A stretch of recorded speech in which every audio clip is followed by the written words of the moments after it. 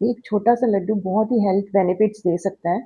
सर्दियों में हम इसे रोज़ भी खा सकते हैं। स्त्री-पुरुष, बच्चे, बुजुर्ग कोई भी इसको खाकर शारीरिक और मानसिक ऊर्जा शक्ति को बढ़ा सकते हैं। इस लड्डू का सेवन जो है हमें सीज़नल छोटी-मोटी बीमारियों से तो बचाता ही है, साथ ही साथ हमारे कैल्शियम और आयरन रिच होने से हमारी डाइजेशन, वात, पित्त, कफ से संबंधित कोई हेल्थ रिलेटेड इश्यूज़ आ जाते हैं, उसमें भी बहुत हेल्पफुल रहता है। ये हमारी बोन्स को स्ट्रेंथ भी प्रोवाइड करता है और हमारी जॉइंट्स की भी रक्षा करता है।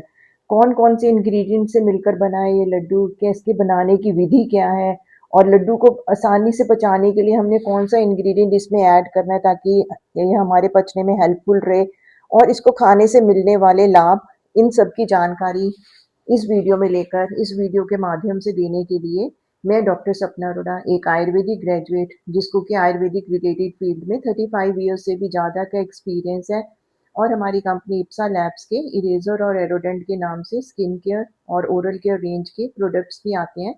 मैं आप सबका अपने इस आयुर्वेद चैनल में स्वागत करती हूँ। इंग्रेडिएंट्स और उनसे मिलने वाले बेनिफिट्स की बात करते हैं।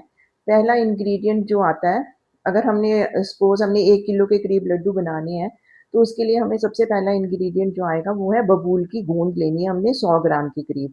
ये जो है पचने में गुरु है और स्निग्ध होती है, मीन्स लुब्रिकेशन का काम करती है, तासीर में ठंडी होती है और वात और पित्त शामक ये बबूल की गोंद जो होती है शुक्र धातु वर्धक है, तो इसलिए पुरुषों में जिनमें शुक्र धातु की क्षय रहता है उनके लिए भी फायदेमंद है।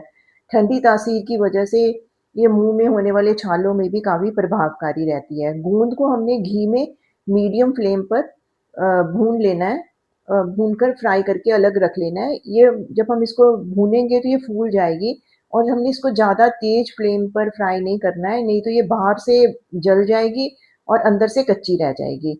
इसे अब हमने एक प्लेट में डालकर ठंडा होने के लिए अलग रख देना है। दूसरा इंग्रेडिएंट आता है मखाना, जिसको कि हमने 50 ग्राम के करीब लेना है। गाय के घी में हमने मखाने को धीमी आंच पर भूनना है। गाय के घी में हमने इसलिए भूनना है ताकि इसकी जो मखाने की रूक्षता है वो खत्म हो जाए। स्ट्रेस बस्टर है मखाना, हमें स्ट्रेंथ प्रोवाइड करता है और शुक्र वर्धक भी है मखाने का सेवन। इसे भी एक बर्तन में हमने ठंडा होने के लिए अलग रख देना है रोस्ट करने के बाद। तीसरा इंग्रेडिएंट जो आता है वो है ड्राई फ्रूट्स, जो कि हमने लगभग 200 ग्राम के करीब लेने हैं। बादाम, काजू, किशमिश, अखरोट, पिस्ता, जो भी आपके फेवरेट ड्राई फ्रूट्स हैं, आप उन सबको ले सकते हैं। कोई अच्छा नहीं लगता तो उसको ड्रॉप भी कर सकते हैं। उनको हमने मीडियम आंच पर ही भूनना है। आप किशमिश को बाकी ड्राई फ्रूट से अलग रोस्ट कीजिए, क्योंकि किशमिश जो होती है वो जल्दी जल जाती है। तो ये सभी ड्राई फ्रूट्स को जो हमें स्ट्रेंथ प्रोवाइड करते हैं, हमें शारीरिक और मानसिक ऊर्जा भी देते हैं। किशमिश जो होती है वो हीमोग्लोबिन लेवल को बढ़ाने में भी मदद करती है और साथ ही साथ वात पित्त शामक भी है। फोर्थ इंग्रेडिएंट जो आता है वो है नारियल का बुरादा लेना है हमने 100 ग्राम के करीब। इसे भी हमने स्लो फ्लेम पर रोस्ट कर लेना है, ड्राई रोस्ट कर लेना है और इसे भी हमने ठंडा होने के लिए रख देना है। और 5वें नंबर पर जो इंग्रेडिएंट आता है वो है उसमें उसमें आती है खसखस, जिसकी की मात्रा रहेगी करीब 40 से 50 ग्राम। तो खसखस जो है वो जो इसको भी हमने स्लो फ्लेम पर ही रोस्ट करना है और खसखस जो है डाइजेशन में मदद करती है, शुक्र धातु वर्धक है और हमें स्ट्रेंथ प्रोवाइड करती है। तो इस तरह खसखस को भी हमने अलग करके रख लेना है। और 6th इंग्रेडिएंट जो आता है वो है छुआरे का पाउडर, ड्राई डेट्स जो होती हैं उसका पाउडर। 150 ग्राम के करीब लेना है। इसे भी हमने धीमी आंच पर भून लेना है। नेचुरल शुगर प्रोवाइड करेगा ये और उसमें नेचुरल शुगर का टेस्ट आएगा छुआरे के पाउडर से। छुआरा जो होता है कैल्शियम रिच होता है, इसलिए बोन और जॉइंट की हेल्थ को इम्प्रूव करता है और बॉडी में हीमोग्लोबिन लेवल को भी बढ़ाता है। इसके साथ ही जो हमने सभी इंग्रेडिएंट्स जो लिए हैं, इन सबको हमने अलग-अलग भूनना है, क्योंकि अलग-अलग इंग्रेडिएंट्स को अलग-अलग टाइम लगता है रोस्ट होने में। अगर हम इकट्ठे करेंगे तो अच्छे से रोस्ट नहीं हो पाएँगे।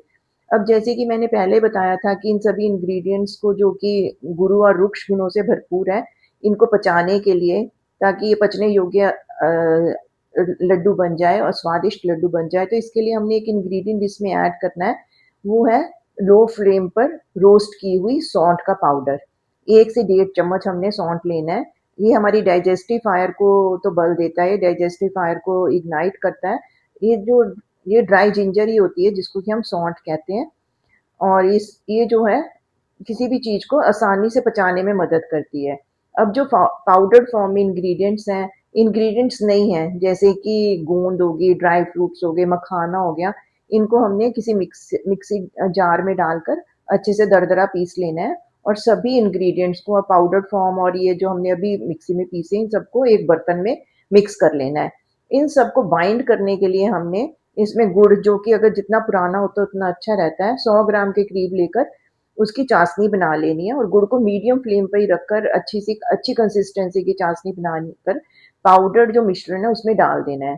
इसमें हमने 100 ग्राम के करीब गाय का घी भी ऐड कर लेना है ताकि हमें स्ट्रेंथ भी प्रोवाइड हो और हमारा टेस्ट भी अच्छा हो रहे। स्वाद और खुशबू के लिए हम इस मिक्सचर में छोटी इलायची का पाउडर भी मिक्स कर सकते हैं, ऑप्शनल है। अगर किसी को अच्छा नहीं लगता है तो इसको रहने भी दे सकते हैं। तो इस तरह ये सब इंग्रेडिएंट्स जो हो गए जब ऐड हो जाएंगे तो हमने अपने हाथ पे हल्का सा घी लगाकर इनको लड्डू की शेप में तैयार कर लेना है और किसी एयर टाइट कंटेनर में डालकर रख लेना है।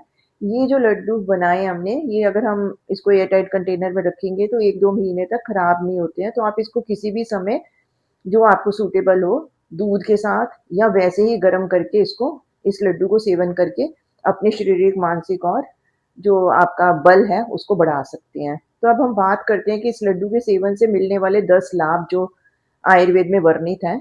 तो पहला आता है कि वात को शांत करता है। जितनी भी जॉइंट पेन्स हैं, हमारी स्टिफनेस आ जाती है जॉइंट्स में, सूखापन आ जाता है जोड़ों में, उन सब में रिलीफ देता है। बोन्स को नेचुरल लुब्रिकेशन मिलती है इसके सेवन से। ओवरऑल स्ट्रेंथ मिलती है, मसल रिकवरी में इम्प्रूवमेंट होती है।